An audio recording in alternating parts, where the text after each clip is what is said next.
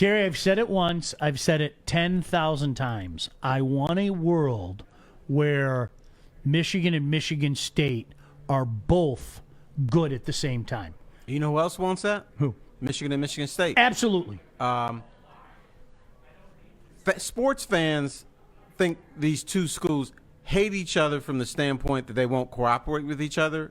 That's not true. A few years ago, I had a long conversation with Tom Izzo in his office, and he talked about wanting to be Tobacco Road North, Michigan and Michigan State. Yep.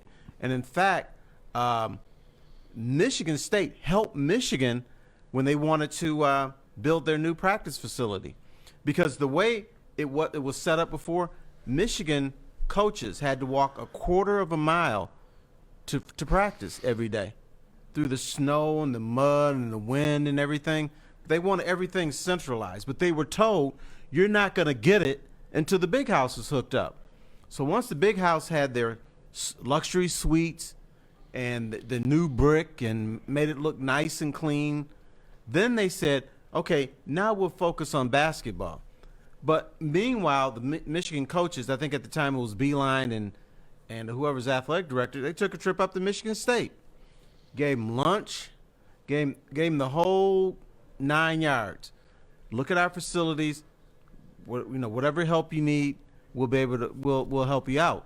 So Michigan looked at what State was doing, and some other schools in the Big Ten too, before they built their facility. And then once they got permission to build, they built something that recruits are going to come in and say, okay, I can come to Michigan. I like it here. That's, the thing, and it's funny that you bring that up, because for years growing up watching college basketball, and I think a lot of you at home probably had to deal with that, Duke, North Carolina, at least 3 times a year, it's gag fest. It is. It's gag fest. ESPN's just going over the top. They're talking about the next Duke, North Carolina game 2 days before the game, and it's constant coverage. And then, Terry, one day it hit me. I was like, I want that. I want that. I want Michigan and Michigan State to be destination viewing for not just people around here, but people around the nation. When Michigan State play, they're going to put that on ESPN at 8 o'clock at night. That is going to be the primetime game. Not once, not twice, but then when they inevitably meet in the Big Ten tournament, like Duke and North Carolina did for so many years in the ACC tournament. You knew they were playing 3 times. You just set your watcher, they're going to play 3 times. And it's interesting because the same scenarios kind of run true in football. They just can't seem to get on the same page for any prolonged period of time in regards to, okay, Michigan State is legit and they're sticking around. Michigan is legit and they're sticking around. In basketball, we've kind of seen that for a while now, where Michigan and Michigan State are kind of like this. And it might be State, it might be Michigan, but this year it was Michigan and Michigan State here. But yesterday was awesome. It was. And didn't we all get what we wanted this weekend? Michigan won the Big Ten title, and maybe some Spartan fans didn't want to see that. But second part, Michigan State probably got into the tournament. So we got the best of both worlds. We're going to have 2 teams in the NCAA tournament. One team is going to be the Big Ten champion. And by the way, either Michigan or Michigan State have won the last 4 Big Ten regular season championships, and that may continue because both of them have very high recruiting classes coming in. The coaches aren't leaving, and Izzo is still doing his thing. Juwan Howard is a good coach, good recruiter, and he can tell players, look, you come here, yeah, we're going to win, but I'm going to get you into the league. That's why people want to go to Michigan, because they feel they can get into the league. A second part I want to bring to this Michigan State thing, I played golf with Ward Emanuel a few years ago before he became athletic director. And obviously we talked football because he played football at Michigan, but we talked basketball too. And he thought at that time, he was a little bit tired of Michigan State grabbing all the headlines in the winter and time, January, February, Izzo, April, all that whole thing that gets him. But he said that he thought Michigan could surpass Michigan State from this standpoint. Then when you look at the roster of Michigan State, most of those guys are from Michigan, Indiana, Ohio, Illinois. They're Midwestern kids. Ward felt that we'll still get our Midwestern kids, but we could go beyond that. We can get kids from California. We can get kids from Arizona, Florida, Germany, which they've done, because he thought that Michigan's brand had a far further reach than Michigan State's, and that if they could get the right coach, that they could accomplish that. And so far, it seems like that's what they're getting with Juwan Howard. This is Ward Manuel's vision, and they could have a good team under John Beilein, but they were never going to get these 4- and 5-star athletes because Beilein coached to his system. I'm going to get guys who are going to fit my system best, whether you're the third best guy on your high school team or you're a 3-star or a 2-star. I'm going to get those guys. Juwan Howard's like, okay, who can play ball? Come on in. I'll get you in the NBA. So that's kind of Ward Manuel's vision right now, and it's playing out now. It's amazing how many people were devastated when John Beilein shockingly left Michigan not that long ago. Now, he's probably going to be back in as soon as next year, as a matter of fact, but we'll wait and see on that. And the back and forth about Juwan Howard, and I'm going to go on the record again and say from day one, I thought it was a good hire. Did I think this? No, I didn't. Point blank, didn't think this. I thought it was a good hire. But, Terry, I think what you just described fits perfectly. Juwan Howard is a guy that can take them to the next level. I don't think there's any debate about it. But you understand his work this season is not done. Oh, of course not. If, let's say they flame out the first round of the Big Ten tournament, and then they're done by the first weekend of the NCAA tournament, later on, people are going to look at this season and say, Michigan underachieved. Yeah, they won the Big Ten title, which we don't care about. It's funny, when you win the Big Ten tournament, not the tournament, but the regular season, at the time, it's a huge deal. Sure. Got the confetti rolling. All the players are happy. The alumni are happy. But 10 years from now, it's like, who gives a shit? Yeah. They didn't go to the Final Four. They didn't win the Big Ten conference tournaments, which I don't understand. Me, old school, maybe I'm just an old curmudgeon. I'd rather win the regular season title than the Big Ten tournament because, to me, it's more of an accomplishment. You were the best team over a 3-month period, and you had to play everybody twice, and you had to go onto their floor to play, which is real hard to do. It's particularly this season, the Big Ten with the talent. Now, it would be more difficult if the arenas were full. So to me, that's more of an accomplishment than going to Chicago for 3 days and winning 3 games and then going to the tournament. So, but for the fan base, they'd rather win the tournament than the regular season. You know what's interesting? I'm going to tie that to football because I say this all the time. I can't wait for Michigan to win the Big Ten again in football so I can stop hearing how winning the Big Ten is not important. Because the second Michigan wins the conference again, it's been so long, the second they win the conference again, people will be able to drop that. The only reason we hear it is because they haven't won it. Well, but big fella, when you win the Big Ten, chances are you get the ultimate prize, Bam. and that's the semifinals of the college. Now, if they win the Big Ten conference and don't go to the semifinals, then it's like, okay, big deal. Well, and it's interesting because so many people always do I can't tell you how many times I've heard this, well, you don't necessarily have to win the Big Ten to get into the playoff. Yeah, it's happened one time, and that's Ohio State. And I hate to tell you, you don't have the credit line of Ohio State. So why don't you start with winning your conference first, please? Take a look. Art just put this up, the brackets for this coming weekend. Of course, game 1, Minnesota Northwestern, Nebraska Penn State, as we talked about. I think a lot of people have their eyes on Thursday, Michigan State, Maryland.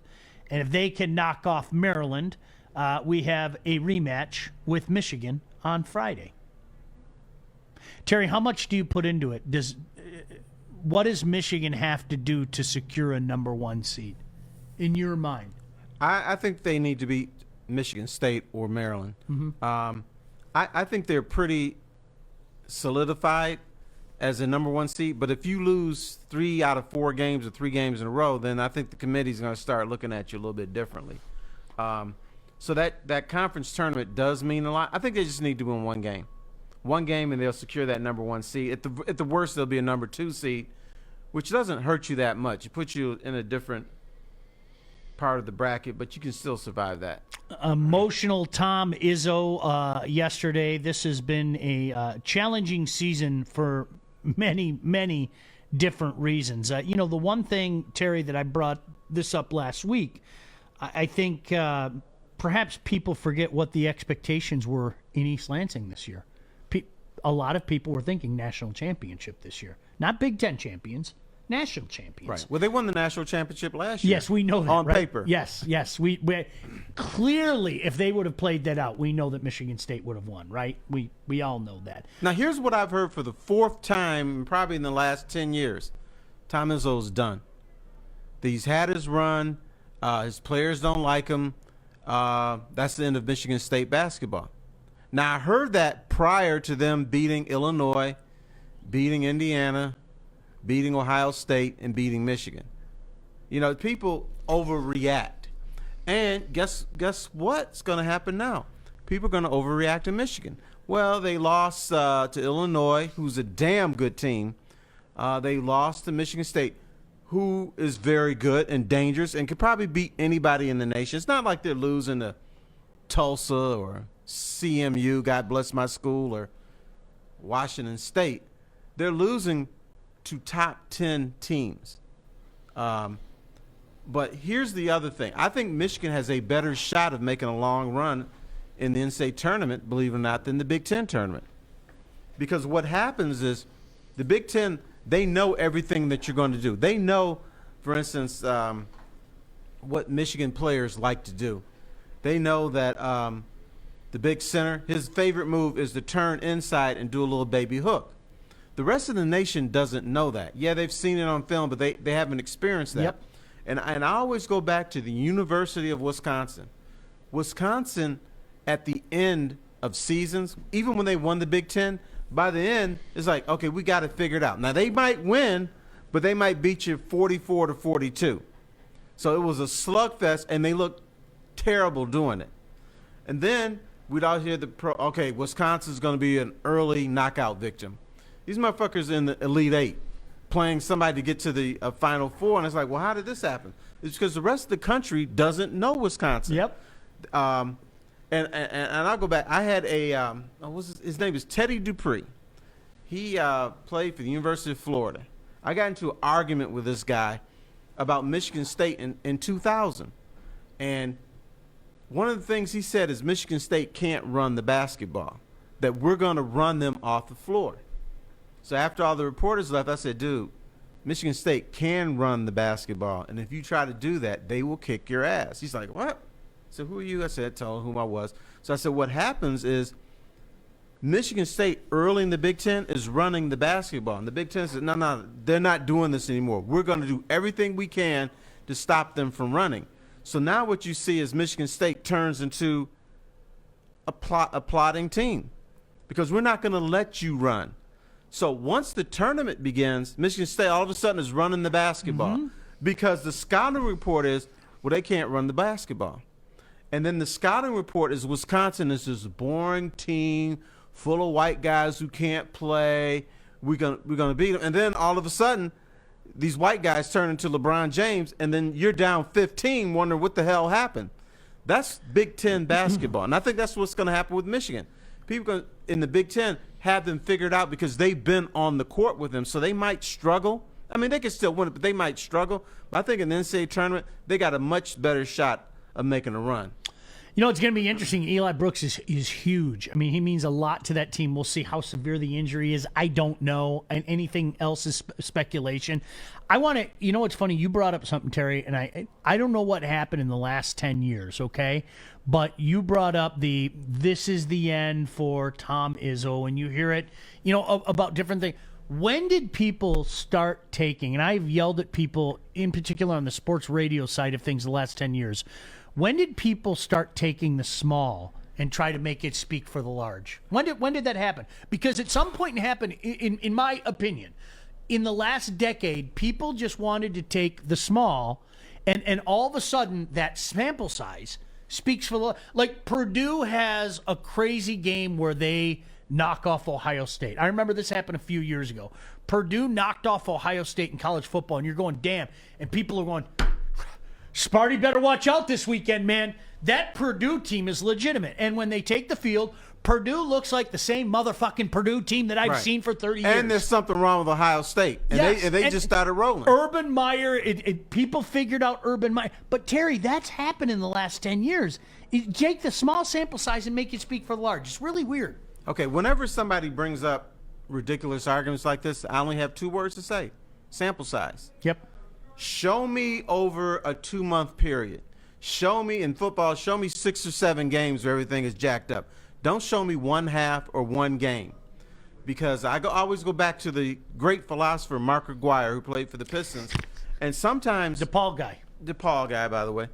Sometimes the Pistons, even when they were winning the championships, they would just stink up the gym. They would lose by 17 or 18.